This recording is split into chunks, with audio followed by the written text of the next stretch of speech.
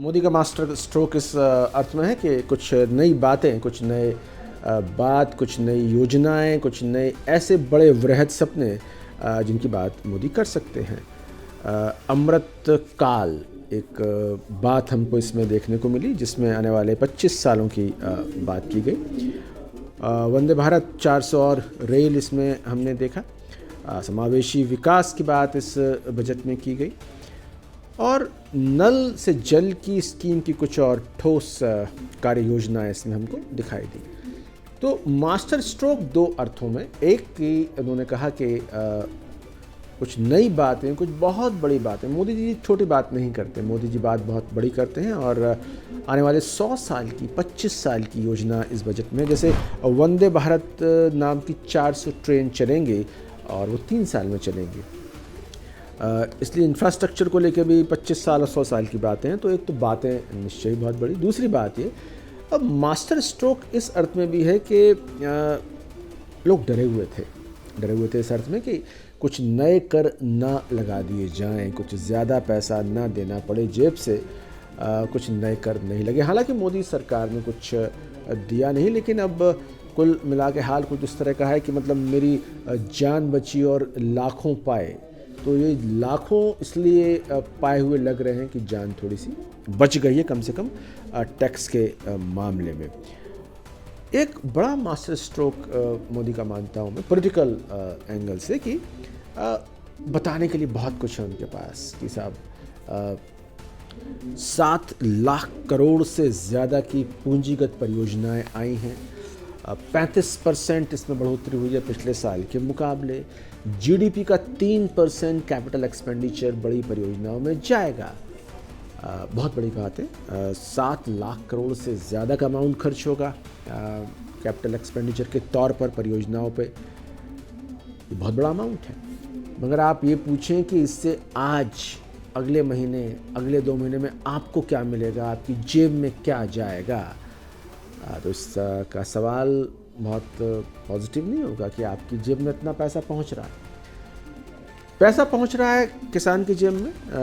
2,37,000 करोड़ रुपया पहुंचेगा व्हीट और धान, गेहूं और धान के किसानों को। लेकिन वो एक गांव का मामला है, किसान खेती का मामला है। आम मध्यम वर्गीय के लिए मोदी जी के पास बहुत सारी बातें हैं बताने के लिए, लेकिन आज उससे क्या मिलेगा, कल उससे क्या मिलेगा, परसों उससे क्या मिलेगा, ये बताने की पोजीशन में बजट नहीं है। थोड़ा सा रुक के इंतज़ार कीजिए, देर सवेर आपको मिलेगा। तो quick result, fast result, concrete result आपकी जेब में आज या कल या परसों में नहीं आने वाले हैं। लेकिन हाँ, बहुत बड़ी वृहद योजना है। इलेक्ट्रिकल व्हीकल्स को लेकर बात की गई है, मेंटल हेल्थ केयर को लेकर बात की गई है, पासपोर्ट में इलेक्ट्रॉनिक चिप लगेगी, इसको लेकर बात की गई है। 3 करोड़ 80 लाख लोगों के घरों में पाइप्ड वाटर पहुंचेगा, इसको लेके बात की गई है। खेती में ड्रोन के जरिए खेती को बेहतर किया जाएगा, ये बातें की गई हैं। केमिकल फ्री फार्मिंग को प्रोत्साहन दिया जाएगा, ये बात की गई है। मेक इन इंडिया में 60 लाख नौकरियां दी जा सकती हैं। तो मास्टर स्ट्रोक मोदी दरअसल क्या करते हैं, मोदी बड़े फिगर बताते हैं। 60 लाख जॉब्स आ सकते हैं। लेकिन अगर आप ये पूछें कि आज आ रहे हैं, कल आ रहे हैं, परसों आ रहे हैं, 1 साल में आ रहे हैं, तो शायद उसका कंक्रीट जवाब ना हो। लेकिन 60 लाख नौकरियां, ये मास्टर स्ट्रोक है। तो मास्टर स्ट्रोक इस बजट में ये है कि बताने के लिए बहुत कुछ है। बड़ी योजनाएं हैं, बड़े सपने हैं, बड़े लक्ष्य हैं, बड़ा विज़न है, बड़ा फ्रेमवर्क है। लेकिन अगर आप पूछें भाई कि आज क्या मिल रहा है, 1 साल बाद क्या मिल रहा है, तो शायद इस सवाल का जवाब उतना एफर्मेटिव, उतना पॉजिटिव, उतना एग्रेसिव, उतना सकारात्मक ना हो कि ये करके हमने आपको ये दे दिया। तो योजनाएं, लक्ष्य, सपने, दृष्टि, ये सारे बहुत मास्टर स्ट्रोक हैं।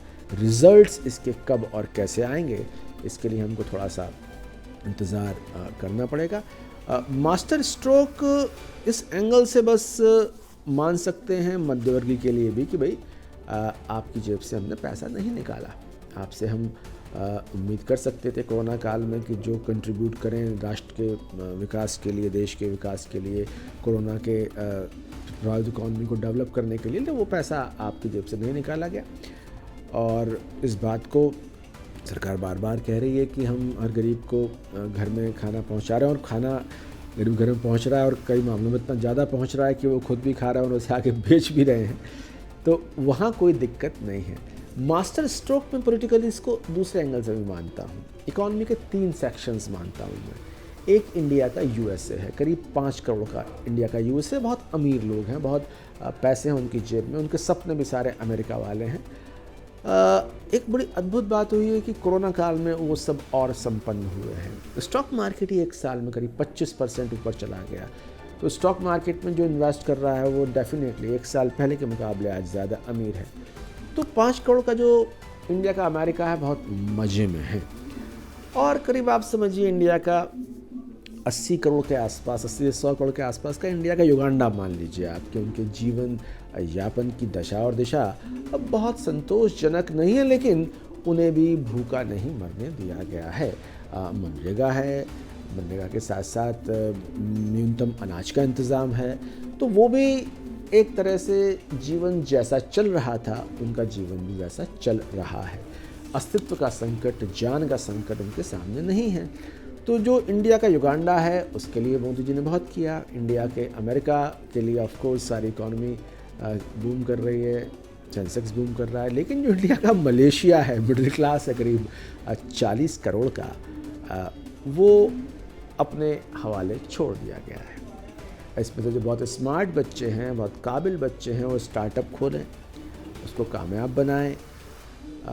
यूनिकॉर्न 42 यूनिकॉर्न का आशय ये हुआ कि ऐसा ऑर्गेनाइजेशन जो एक सर्टेन कैपिटल वैल्यूएशन हासिल कर ले, कुछ वैल्यू हासिल कर ले, तो यूनिकॉर्न उस तरह के 42 बने।